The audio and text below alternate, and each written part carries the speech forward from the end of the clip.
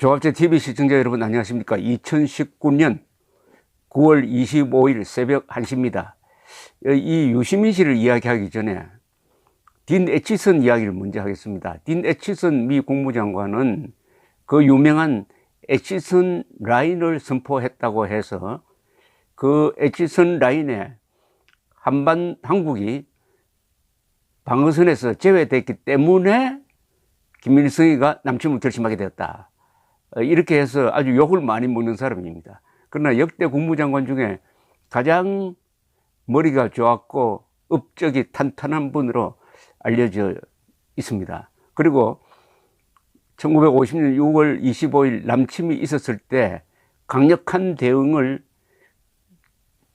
트루만 대통령에게 건의했던 사람이고, 초기 대응은 트루만 애치슨에 의해서 이루어졌습니다. 이 애치슨 국무장관이 퇴임한 이후에 유명한 회고록을 남겼습니다. Present at the Creation이라는 이 책은 이 퓰리츠상을 받았습니다. 이 책에 6.25 관계가 아주 자세하게 소개되어 있는데, 이 메가드 장군이 조금 무리를 했습니다. 아니, 많이 무리를 했죠. 인천 상륙작전을 성공시킨 다음에는 거의 신적인 존재가 되었습니다. 그래서 아무도 워싱턴에서는 메가드 사령관을 견제할 사람이 없었습니다. 여기에 메가드 사령관이 큰 오판을 하게 되는 이유가 생겼습니다. 즉, 중공군이 개입하지 않을 것이라고 판단하고 북진을 한 겁니다. 그런데 그때 중공은 여러 채널을 통해서 북진하면은, 특히 평양 이북으로 미군이 들어오면은 개입할 수밖에 없다는 메시지를 계속 보냈습니다만, 그것을 무시하고 평양을 점령한 다음에 10월 말에 북진하다가 결국 매복했던 중공군의 역습을 받았습니다. 그리고 그 한 달 뒤 11월에는 본격적으로 중공군의 총공세가 있어가지고 그 유명한 일사후퇴가 이루어집니다. 이것은 메가드 원수의 아주 결정적 실수였습니다. 정보 판단의 실수였습니다. 그런데 그 뒤에 여러 번 이 트루만 행정부와 메가드 사령관 사이에 갈등이 있습니다. 이 메가드는 트루만 대통령을 아주 얕보았습니다. 그래서 말을 듣지 않아요. 공개적으로 트루만 대통령을 비판하곤 했습니다. 이 현역 군인이 트루만 대통령, 그러니까 대통령 군 통수권자를 비판하는 것은 금물이죠. 그래서 참다 못한 트루만 대통령이 메가드를 해임하게 됩니다.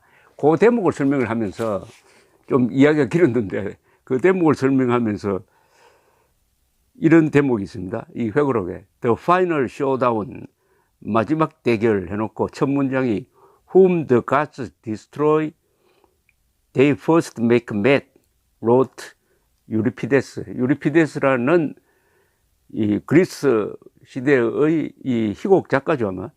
이분이 말하기를, 신이 어떤 사람을 파멸시키기 전에 먼저 하는 일이 있다. 그것은 미치게 하는 것이다. 어떤 사람을 파멸하기 전에 신은 그 사람을 먼저 미치게 만든다. 이것은 메가드를 견주어 가지고 메가드를 비유해서 빗대어서 한 이야기입니다. 유시민 씨는 조국 씨를 이 궤변으로 지금 계속 변호를 하고 있는데, 과연 이게 변호를 하는 건지 아니면 변호하는 척 하면서 조국을 엿먹이고 있는 건지는 아주 판단하기가 좀 애매합니다. 유시민의 알릴레오 시즌2라는 생방송에서 이런 말을 했다고 보도가 되었습니다. 검찰이 압수수색해서 장난칠 경우를 대비하기 위하여 정경심 동양대 교수가 동양대 컴퓨터, 집 컴퓨터를 복제하려고 반출한 것은, 그것은 당연한 것이다. 왜냐하면 검찰이 엉뚱한 짓을 하면은 증명할 수 있어야 하니까 당연히 복제를 해줘야 하는 것이다. 그러니까 하드디스크를 검찰 압수수색 전에 미리 빼돌린 것도 그건 당연한 것이다. 검찰이 장난치면은 그것 가지고 판결을 할 수 있지 않아야 되느냐 하는 이런 이야기를 했습니다. 그러면서 영장 청구에 대해서 이런 코멘트를 했네요. 정경심 교수에 대한 검찰 영장이 청구될 수 있다면서 영장이 만약 기각되면은 검찰이 책임져야 한다. 그래서 윤석열 검찰총장을 향해서는 수사를 지금이라도 멈춰야 한다. 국정농단 수사보다 더 많은 인력으로 압수수색까지 했는데 영장이 기각되면 최초 판단이 잘못된 것이다. 그러면 특수부가 책임을 져야 한다. 검찰이 명분을 세우려면 무죄 나오는 건 나중 문제이고 영장이 발부돼야 할 것이다. 기각 확률과 발부 확률을 반반으로 본다. 원래 정상적 국가에서는 발부 확률이 0%인데 저는 50%가 있다고 본다. 영장이 발부되면 일단 조국 패, 조국이 졌다는 뜻입니다. 조국 패일 것이다. 영장이 기각되면 명백하게 검찰 패다. 이 게임을 윤 총장이 왜 하느냐는 것이다. 지금이라도 멈춰야 한다. 지금이라도 검사로 돌아가야 한다. 제대로 일했던 검사답게 지금이라도 검사다운 판단을 내려야 한다. 라고 이야기를 했는데 어떻게 생각하십니까? 이 말. 이걸 게임이라고 했어요. 지금 범법 행위에 대한 수사를 하고 있는데 이걸 무슨 게임에 비교합니다. 부도덕한 사람이죠. 아니, 무도덕한 사람이죠. 도덕이 없다는 뜻이죠. 무도하다 이럽니다. 한자로 없을 무자에 길도자 써가지고 무도한 사람이죠.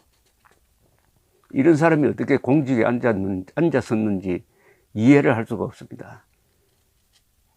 저 무고한 시민을 경찰 프락치로 몰아가지고 집단 구타하는데 연루되어서 형을 살고 나온 사람이죠. 유시민 씨가. 그런데 그 다음에 영장이 청구되면 왜 윤석열 총장이 지는 거죠? 영장이 기각되는 것하고 윤석열 총장이 지는 것 사이에 무슨 인과관계가 있습니까? 더구나 영장 기각 사유가 여러 가지 있습니다. 영장 기각 사유가 이런 것도 있습니다. 범행을 자백하고 도망할 이유가 없다. 증거인멸의 염려도 없다. 이미 진술은 다 확보되었다. 이러면은 굳이 구속할 필요 없다. 이렇게 되어도 그럼 검찰이 지는 겁니까? 검찰이 이기는 것 아닙니까?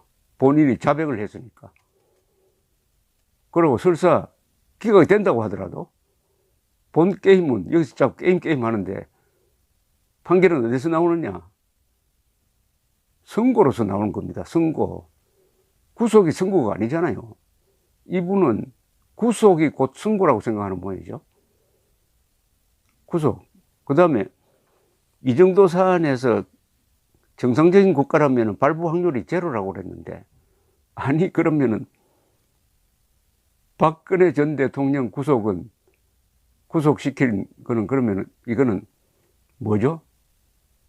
박근혜 전 대통령 구속은 당연하고 정경심 구속은 정상적인 게 아닌 게 되는 겁니까? 이 사람의 판단 기준은 우리 편이냐 아니냐는 그것밖에 없습니다. 이런 사람이 공직에 앉아 있다는 게 신비로울 정도입니다. 공직이란 건 뭐냐? 공과 사를 구별하는 겁니다. 공사를 구별하는 거 아닙니까? 이거 완전히 패거리입니다. 패거리. 패거리적 생각을 겁도 없이 이렇게 내뱉고 있습니다. 그 다음에 애매한 게 있죠. 정상적 국가에서는 발부 확률이 제로인데 50%가 있다고 본다. 영장이 발부되면은 일단 조국이 진 거다. 기각되면은 명백히 검찰이 진 거다. 근데 일단 어느 가능성이 높으냐? 정경심 씨에 대한 영장이 발부될 가능성이 높습니다, 지금. 그러면서도 유시민 씨는 발부될 가능성이 정상국가에서는 제로라고 해야 된다 해놓고 뭐라고 했느냐? 조국 패가 된다. 영장이 발부되면은 조국이 지는 것이 된다. 실질적으로는 조국이 질 가능성이 많다는 걸 알고 하는 이야기 아닙니까? 그러면은 부인의 영장이 발부되면은 유시민 씨는 조국이 졌다라고 말하고 다녀야 됩니다. 조국은 끝났다. 그 말은 내 라이벌이 끝났다. 내 라이벌이 끝났다. 기분 좋다. 하는 말을 하기 위해서 이런 애매모호한 교묘한 말을 한 거 아닙니까? 여기 대해서 미리 비슷한 말을 한 사람이 있어요. 한 2주 전에 최보식 조선일보 선임 기자가 최성예 동양대학교 총장 인터뷰를 했습니다. 인터뷰를 했는데 그 인터뷰 속에 유시민 씨 이야기가 나와요. 그 대목을 제가 소개를 하겠습니다. 조국 후보자 부부와 통화한 그날 최보식 씨가 물어요. 유시민 노무현 재단 이사장과 김두관 더불어민주당 의원이 전화를 걸어왔다고 했는데요. 이렇게 물으니까 최성해 총장은 이렇게 이야기합니다. 김두관 의원은 내 선친의 제자입니다. 그는 조심스럽게 표창장 문제가 많이 나오니 직인을 위임해 준 걸로 해 주십시오 라고 했습니다. 아마 자기들끼리 조국 대책 모임을 가진 뒤 내게 연락한 것 같았습니다. 전화는 그런데 유시민 씨가 먼저 했습니다. 이렇게 묻습니다. 최보식 기자가. 회유 전화를 한 게 공개되자 유시민 씨는 유튜브로서 사실 확인 취재를 했다고 주장했는데요. 최성해 씨는 이렇게 대답합니다. 최성해 총장은 그는 시나리오대로 하나하나 물을 테니 답변해 주십시오라고 했습니다. 저쪽에서 위임을 해달라고 요청했는데 맞습니까? 보도자료를 요청한 게 맞습니까? 라는 식으로 물었습니다. 그리고 마지막에 가서 웬만하면 저쪽에서 원하는 대로 위임해 준 걸로 하시죠 라고 말을 했습니다. 그 전화를 받고는 불쾌했습니다. 최보식 기자가 다시 물어요. 어떤 점이 불쾌했나요? 유시민은 대통령이 되겠다는 욕심이 큰 사람입니다.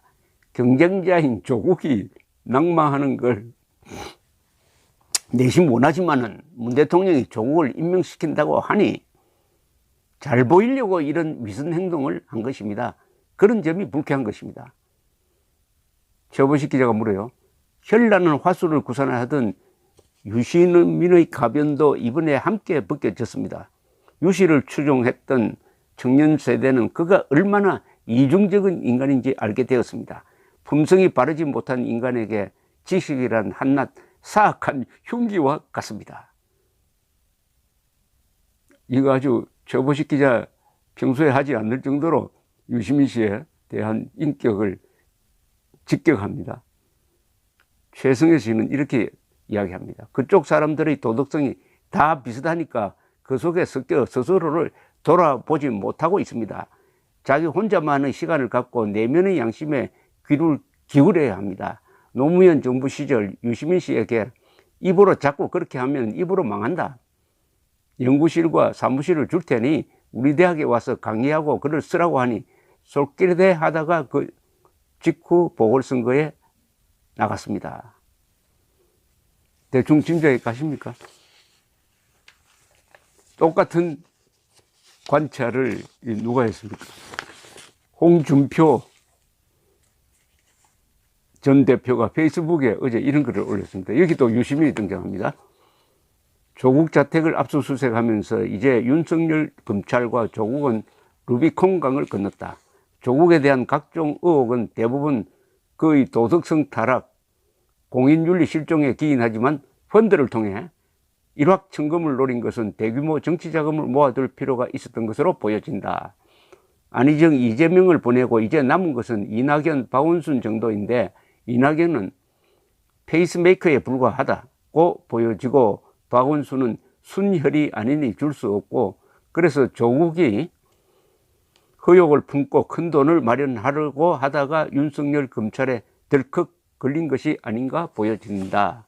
지금은 과거와 달라 대권도 대규모 정치 자금이 필요 없는데 아마 당내 경선용 자금을 너무 의식했나 보다.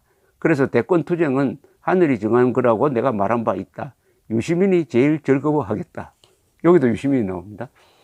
그러니까 유시민과 조국이 라이벌인데 조국이 지금 저렇게 망가지고 있는데 유시민은 내심 즐거워하지만 문 대통령이 조국을 적극적으로 감싸니까 잘 보이기 위해서 하는 발언들이 이렇다라고 이야기되는 게 이번에 실정이 된 겁니다. 아주 묘한 말이죠. 정경심 영장이 기각되면은 윤석열이 진 것이고, 받아들여지면, 영장이 떨어지면은 조국이 진다. 그런데 지금 가능성은 조국이 지는 결과가 나올 가능성이 많습니다. 그렇게 하면서 슬쩍 조국을 편드는 이야기를 한 자락 깔고, 본심은 부인 영장이 떨어지면 조국이 진다라는 말로 염장을 지른 거죠. 근데 이렇게 다 수가 읽히는 수가 있으니까 좀 머리를 한 번 더 써야 하겠습니다. 문제는 공사를 구분하지 못하는 저런 사람이 요직에 앉았고, 지금도 무슨 이야기를 하면 언론이 충실하게 이렇게 써주고 하는 한국 지성의 수준입니다. 그리고 좌파는 양심이 없다는 것. 좌파는 양심이 없습니다. 다시 한번 보여줍니다. 좌익은 권력 정치와 유지의 모든 것을 겁니다. 수단 방법을 가리지 않습니다. 인격, 그런 거 한낱 휴지 조각에 지나지 않습니다. 감사합니다.